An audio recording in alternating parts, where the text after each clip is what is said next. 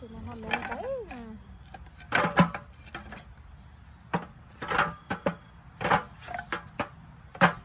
Cái xã hội nó cũng lo chè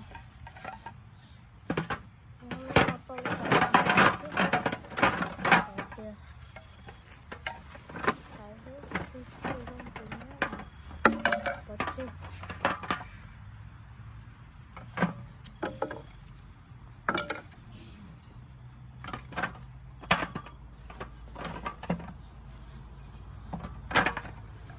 tôm á cho đêm tốiเลย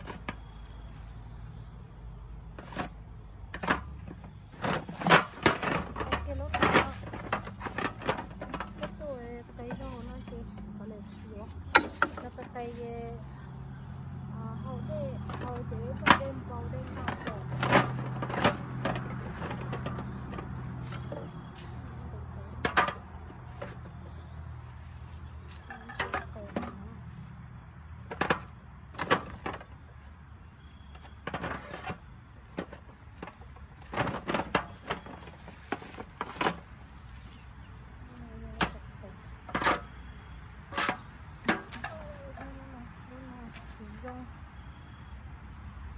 trong thế này cái đấy sướng không cái lúa rồi nha mình cái đấy ngon đó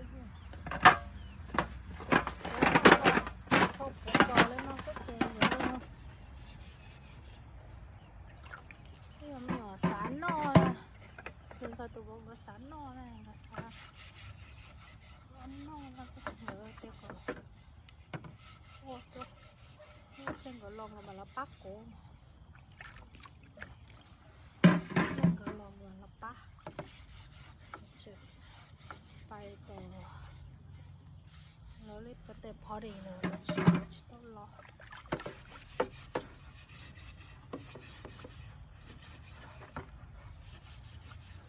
nó chó ấy có cho nên có đôi đôi sáng nó non lọc cả ta có cái sống với chúa thế mà có hậu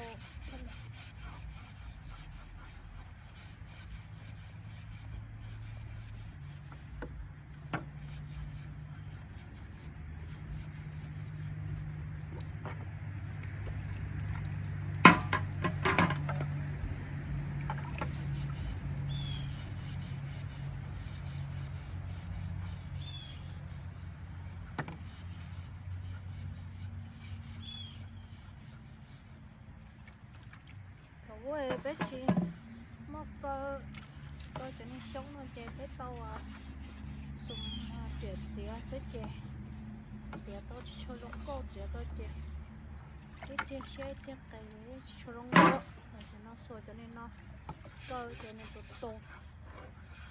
tổ sữa cái gì nào mình chỉ uống chi giờ có lấy món này giờ cho nên chín là bắt chè cũng chơi chả thò chơi tối thì tối nó chơi nó lóc nhớ nó khóอยู่แต่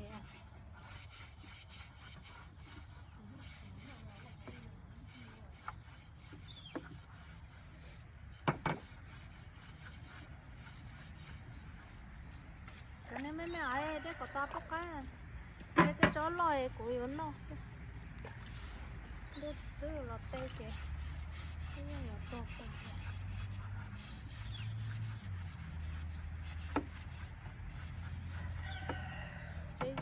chế cháu là phúc hay chỉ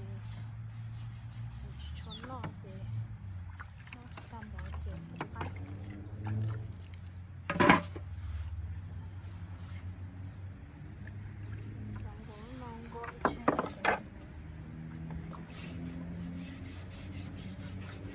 cái lúc cái nó bao lo nó sụt ra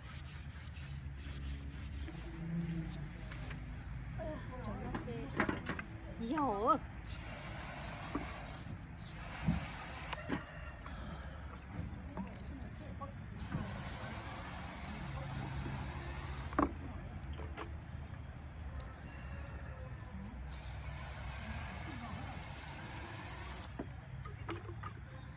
dầu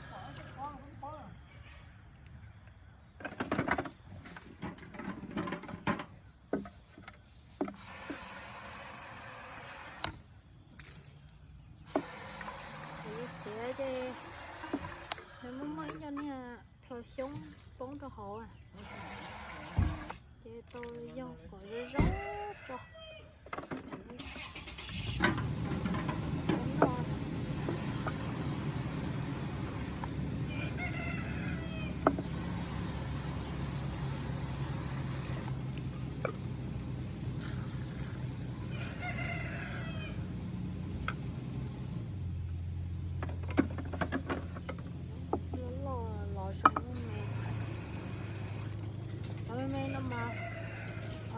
Ô tô mà nó cá đua bớt xuống mà cho nên nó chị nó lan tỉa tỉa mà sản tỉa lố lo hết cái sự ô tô mà sản nó mê sự nó ơi nó qua đá rồi lo thôi chưa qua chân đá rồi đó mà chỗ mặt ra hay là chưa rồi lên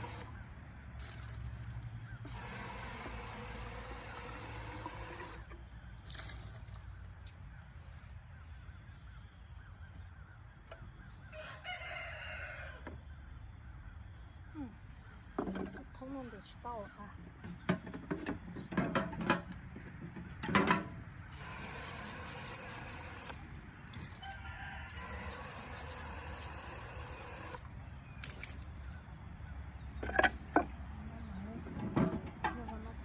cái cho họ đến nhà lúc có apa itu nanti mungkin oke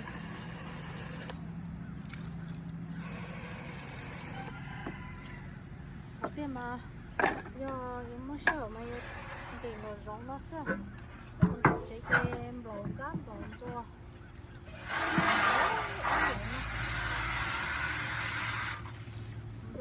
nó chơi nó sản được chơi cái gì mà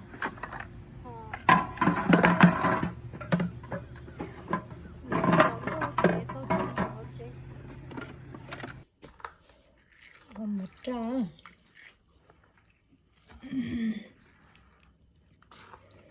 cho mà lại nhà tối già trời rồi cho nó tổ lô cho có lô tên nào tới chỉ có chị của tôi chị nè mà ta la cho nó tội quá chứ cho có mắt phô thế cho mình chỉ xong cỡ cho mắt phô á cho xong cỡ cho có tôm mó cho cái đây đôi chị có mó hồ còn nữa bông bao kia nè thì có mà cho lọt đo sao cho xuống nè họ có bông bao kia chị cho nó sao cho xuống nó dài chia này cho ý mình bè cho ý mình bè liền cậu từ nó thi đó có mò rò rồi mà nên tiền á lúc đấy cậu tuần sai tôi vòng cái tôi cái xá chợ uông cái cậu khen cái uông nó nhìn cái lúc đấy người mà lấy tôn đi có cậu tía trên cái tôn đi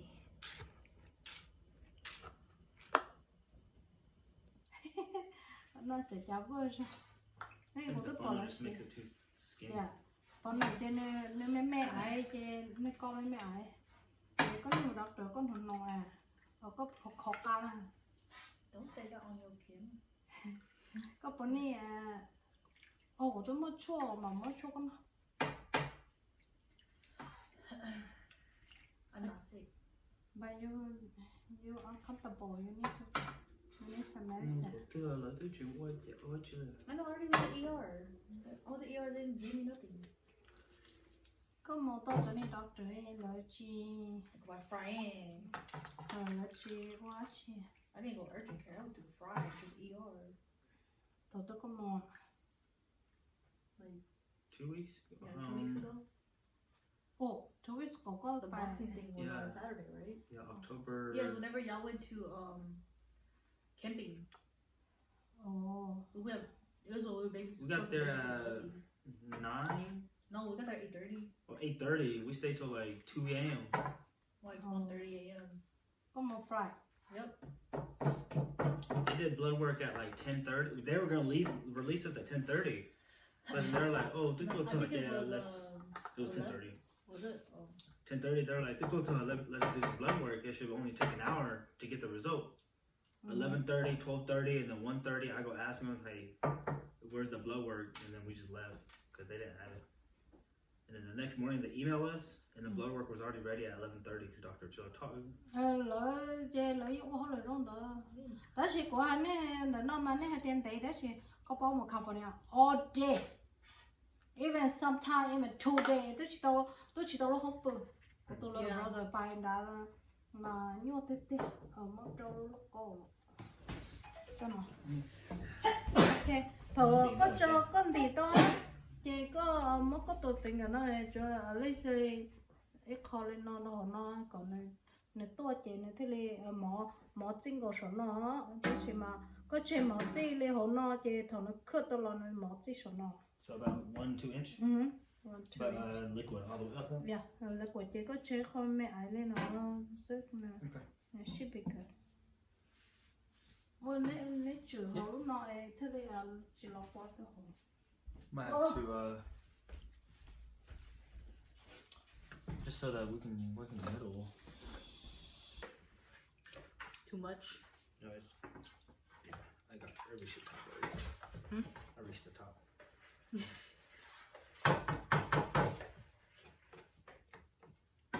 Too much juice. I need more rice. Không nên chóc cái gì đâu cả món nào tất nhiên.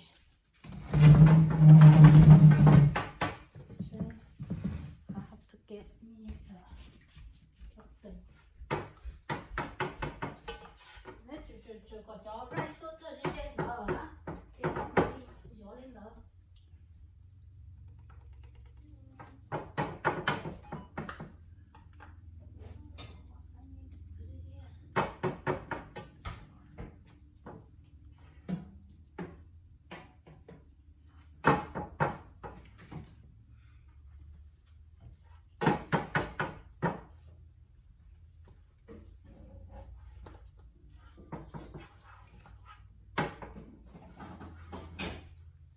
Is mine full? I think mine's full.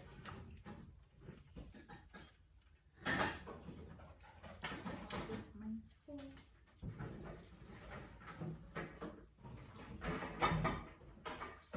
Is about that much? Give it 1-2 inches of rice. Go from there. More right? More liquid? A little bit more liquid. I think the rice should be fine like that.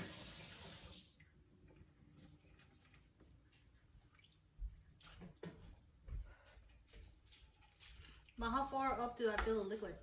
Hả? How far up do I fill the liquid? Like up to here is fine? Yeah, lấy con cơ. Tao nó này nhờ phư. Nhờ phư vậy à.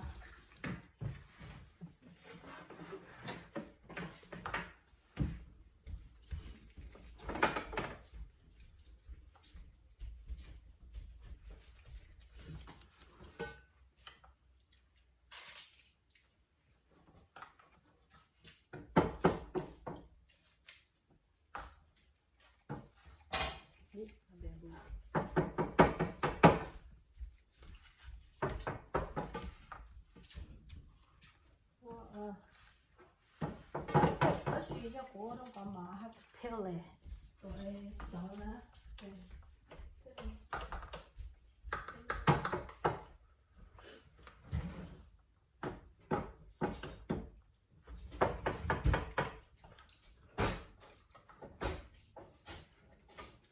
Yeah, my bed will be too big. That's going in.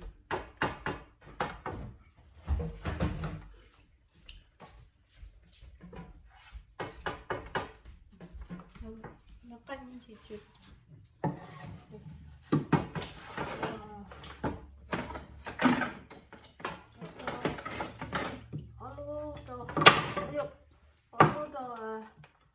Cả mà đây tao mất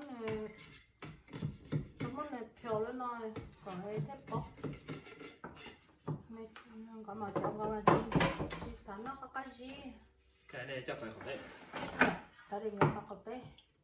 Is this coming weekend? Yeah.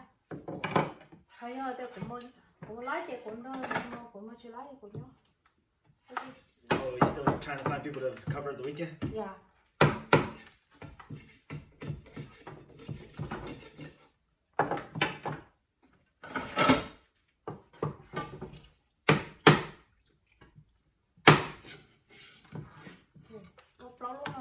chọn thì tao đi chả tao ở đây nó đi mất chút tôi muốn cho tôi mình cán được chưa cho tới những cái cả đi ốp đi tên liệu cho tới những cầm đây cho nên nó tên vậy the rice 1.5 inch or 1 inch cho nên lợi tiền này thế này cái chỉ có nên số đấy không có thời gian đó có cho đến nó to thì nếu cho chơi vậy thì có nên số nó không còn có thế mà nếu đến nó to có nên số số nó còn xong rồi nó ngon gọi vậy cũng nó tệ bật chi nhưng mà nó ngon gọi nhà nó gọi khó khó xứ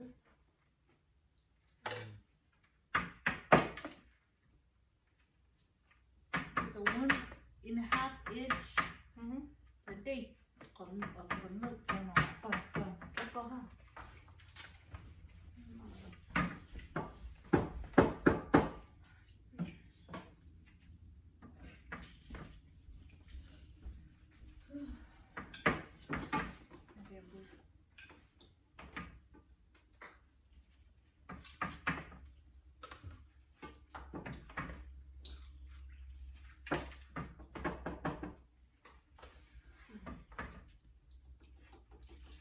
ngô có thể ít hơn không? Nhưng mà cho tao là có phí thôi. they started eating right at 12 Oh yeah? Like 12:30. Okay, still staying on. I love play volleyball. Oh, nên play volleyball này đúng không? Yep. Oh, của xã chính kia. Học phí sẽ chẳng nếu không cái cả mang chẳng thấy luôn chẳng nó lo hả? Play volleyball.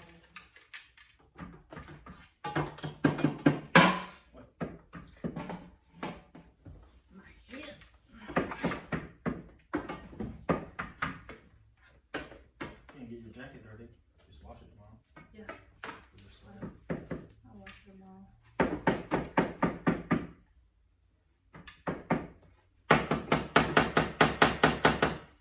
Mới lúc lo chả đó nó sửa. Nó lúc lo chả nó sửa. Nó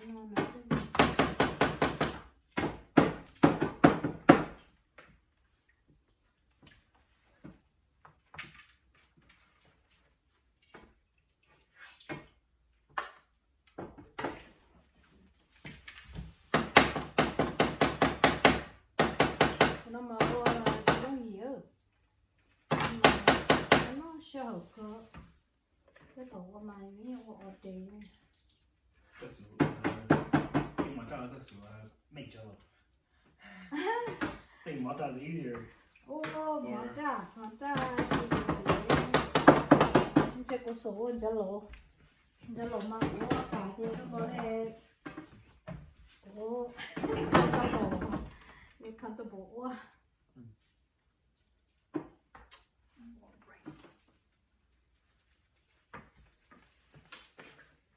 cho nó mà nè cho nó đâu hiểu cho là chơi vô cái chè mà nó My cut. khờ những cái này không You think you need to hands on it. You wait. yeah you wait time thì sao chết thì mà không có tỏ mà nhưng để số nó sẽ không có tỏ tội nó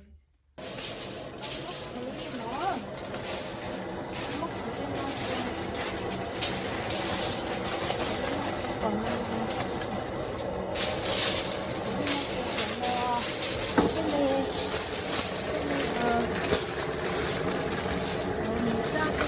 sẽ tỏ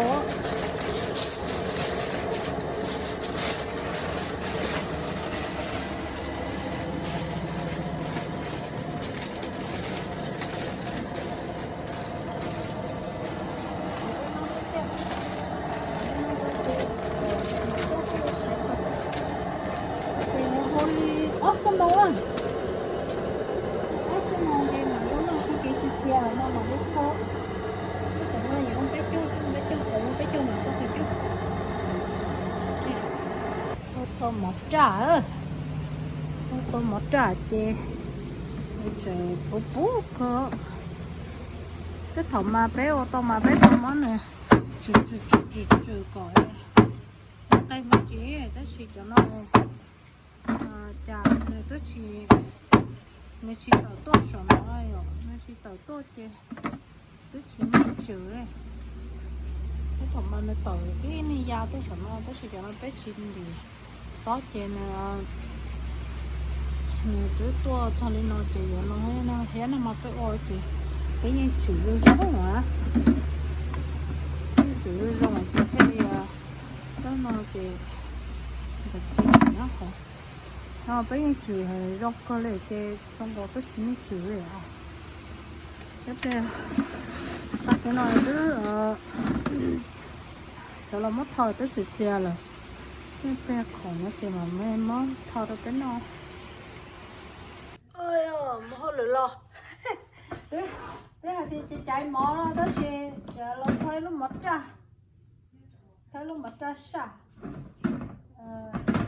thằng thầy người tôi bảo ở bé kho không cái kho chè nó phải loไปtu thế chè cóไปtu mà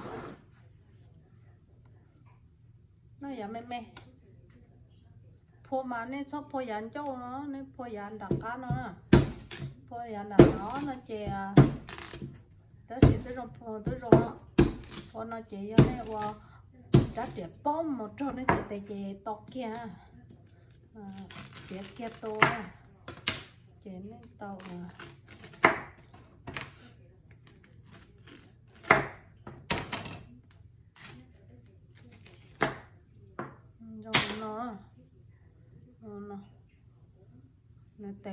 nó té rồi à nó mới xem tạo lên nó trên này xem tạo nó như lòn cho kia không mỏ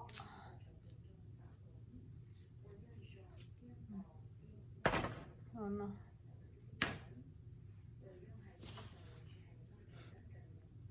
cô tôi nó chạy mỏ à tôi xem mà cái gì ô trả thuế ya nhau hậu thế nào cái thì tao sa có nó mò hả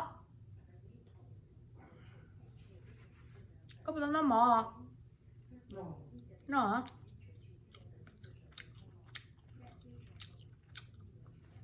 chỉ nào của lòng tôi chỉ tao nó tôi sẽ sao không ta có con nè cho cái kho cho mình chỉ nắm tàn thế cho cũng phô thế cho mình nhìn chạy đâu tất cả làm đó chồng đó tỏ cả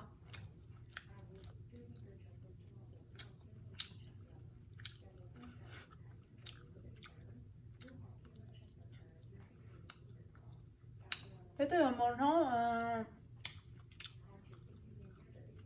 mạnh để chú giải vấn đề cho để số đó bé tôi mò nó sao nó ở bên nó có khe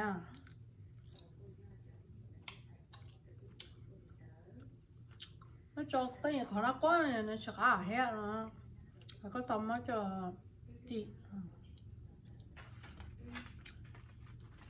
cá số rồi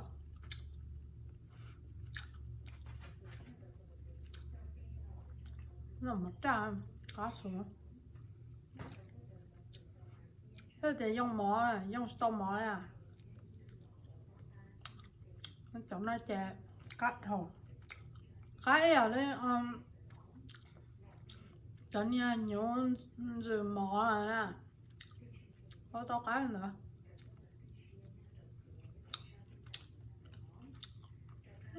cá đồ nó ha không nó có ta chọt hả nó men cái sự đó là ta chọt ra mà hay là nó thấy ra mà xin chỉ rồi